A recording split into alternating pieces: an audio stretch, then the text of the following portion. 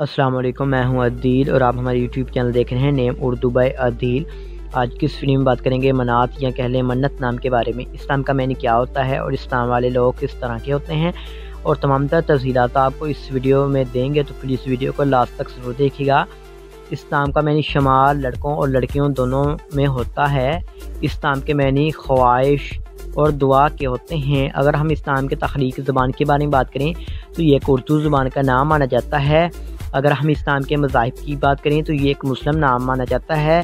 कुछ का मानना है कि यह हिंदू मज़ाहिब से नाम तल्लक़ रखता है। अगर हम इस्लाम के हामी नंबर्स की बात करें तो 1, 4, 7 और 10 शामिल होते हैं। अगर हम इस्लाम के बेहतरीन वक़्त के बारे में बात करें तो 3 PM से लेकर 5 PM तक इनका बेहतरीन वक़्त माना जाता है। अगर हम इस्लाम के मौफ़िक दिन की बात करें तो अतवार, मंगल और जुमेरात शामिल होता है। अगर हम इस्लाम के लकी नंबर की बात करें तो इनका लकी नंबर 6 होता है। लेकिन अगर आप अपने नाम का सही लकी नंबर मालूम करवाना चाहते हैं तो हमें कमेंट बॉक्स में डेट ऑफ बर्थ बताएं।